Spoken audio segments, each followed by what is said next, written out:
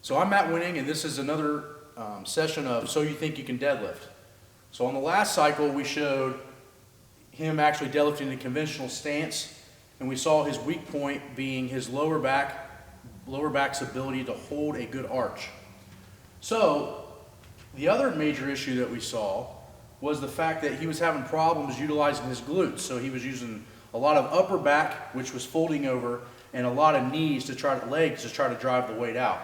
But the real key to the deadlift is the hips. And if you see this problem, which you'll see with a lot of people, a good way to attack it is to switch to a sumo stance for anywhere from 2 to 3 weeks, all the way up to 3 to 4 months.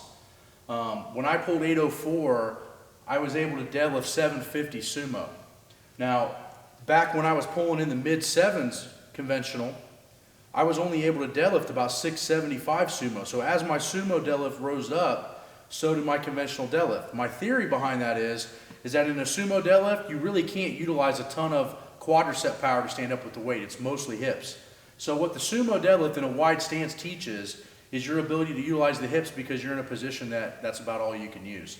So for him, I would utilize a lot of sumo deadlifts for a period of time in order to make sure that the glutes are firing in the way they should. So what he's going to do is he's going to set up even wider than he's comfortable with on a sumo deadlift, which is usually going to be his shins way outside the rings, toes pointed out. Now what he's going to focus on when he goes down to grab the bar is he's going to focus on maintaining that back arch that we were losing on the conventional deadlift, and he's going to focus on his shoulder blades leading the weight. The shoulder blades leading the weight actually causes him to have to use more hips, but it's also his weak point on the conventional deadlift. So in the sumo pull, we got 225 on there, and my favorite thing to do is either sets of 45 seconds or utilize it like you would in your normal conventional training, some speed work and some max work. But we're going to do one set of 45 seconds, and we're going to see where that form breaks or if it breaks at all. So whenever you're ready, I'll get the timer in my head. Set, and ultra arch, and start. Try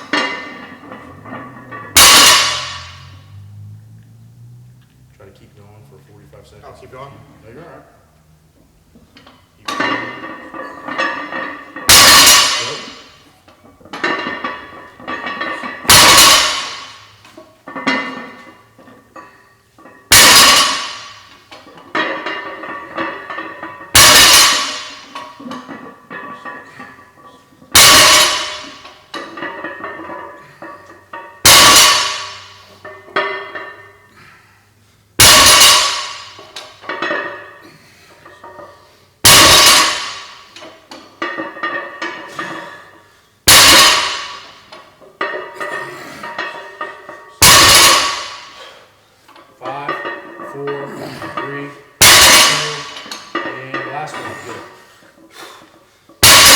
So what we started to notice is by about second 25 to 30, the hips tried to stay up higher. He tried to use a little bit more leg.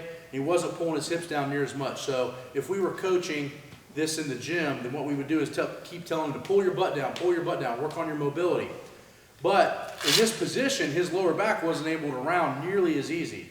So 45-second sets on this with a moderate weight, i.e. around 50% of your max, is a great way to utilize your glutes, which is probably where you mostly felt it in hamstrings, correct? Yeah, so what we're trying to do with this exercise is take away the quadricep power and make him use the posterior chain muscles that are not doing what they're supposed to do and they're lagging on his conventional deadlift.